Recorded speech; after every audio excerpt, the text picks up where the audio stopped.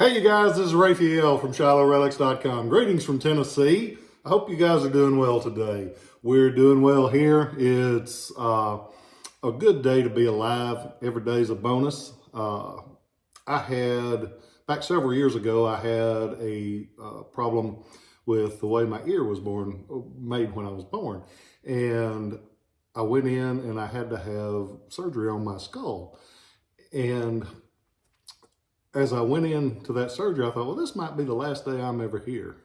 And when I made it out of that day, I have tried to look at every day as a bonus since then, because you never know how long you're going to get to be here. But I'm glad I'm here today, and I'm glad I'm here with you. I hope you guys are doing well. Today, we're going to talk about one that I've actually had several people mention. I'd like to see one on those because they scare the hell out of me. And I'm like, well, I completely understand, because you should be scared. There is an area of collecting in Civil War pieces that what makes them cool is also what makes them dangerous. They're simply made and they are simply constructed, and you could do it back then like you can do it now, and so it's easy. This is probably besides Confederate belt buckles, this is probably one of the most faked areas of collecting that you can encounter. It's the collecting of Confederate side knives known as D-guard Bowie knives.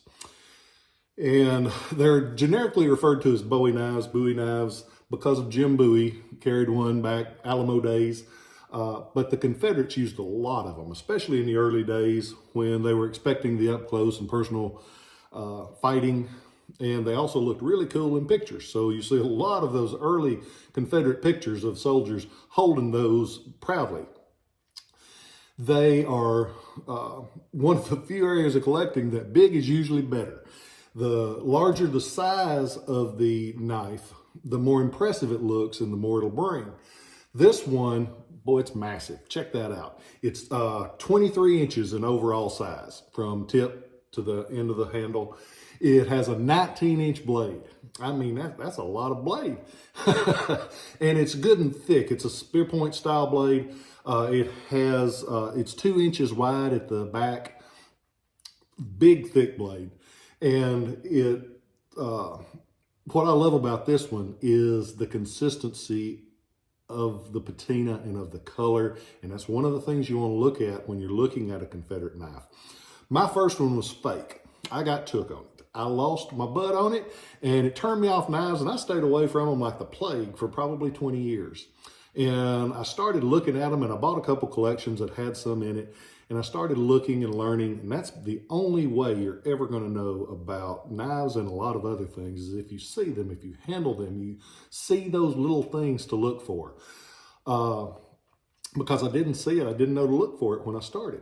What do I look for when I'm looking at a Confederate knife? You want to see consistency in all the colors. If that metal has been together with an iron blade, an iron guard, and it's been together for 150 years, the colors are going to be almost always consistent all the way across. There should be, the handle should not be a different color from the blade. If it's been in the same conditions and things, it should be, and I leave that exception. There are some times if it's a different quality of metal or a different style of metal that it will vary. But you like to see a consistency across. When you look at that handle, and this one has the one-piece handle. Most all of them have one-piece handle because it was simpler, quicker to make, and you could get them into service quicker. One-piece handle, there are two spots that I always look at when I look at a handle. You want to look at the portion right here that meets the guard, right here, and you want to look at the top where it's joined together. Most of the time it's like this one, it's just peened, and that's P-E-E-N-E-D, peened together. And that's where they just hammered it together to join that guard onto the blade, onto the grip. The wood is very, very important, because if that wood has been there that whole time, you're going to be able to see where it has worn consistently. If it's a newer piece of wood and they just cut it, you'll be able to see that rough edge along there, and you'll be able to see where it doesn't have the consistent wear. Because if the rest of the knife has wear and that is fresh and you can see a change in color, stay away from it. And unless you know a knife, that's why I don't carry many Confederate D guards, because if I still have a question on it, I don't buy it. I stay away from it. And I buy them when I feel good about them, when I look at it and I'm like, that's what I want to see. But you want to see that consistency, because consistency is important. I've said that all my life. I said, I'm not the greatest person in the world, but I'm consistent. I try to be there every time. The guards will vary. The size of the guards, as well as the size of the blade, vary on these all the time. And the style of the guard can bring more money or bring less money. If it's an ugly, kind of thin style, it's not as desirable. The thicker, well-crafted guards bring more. And the blades will vary, because the guy that was making these swords or making these knives, it wasn't the same type of craftsmanship every time. Some of them will just be hand hammered and flaws down the blade, and some of them are really, really well crafted.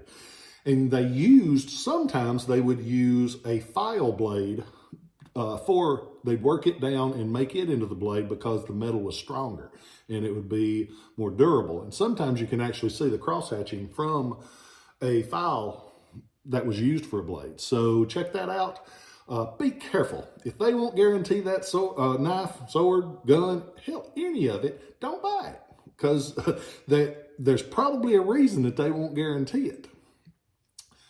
This one is a rare exception. I sold it about 10 minutes before I started this video.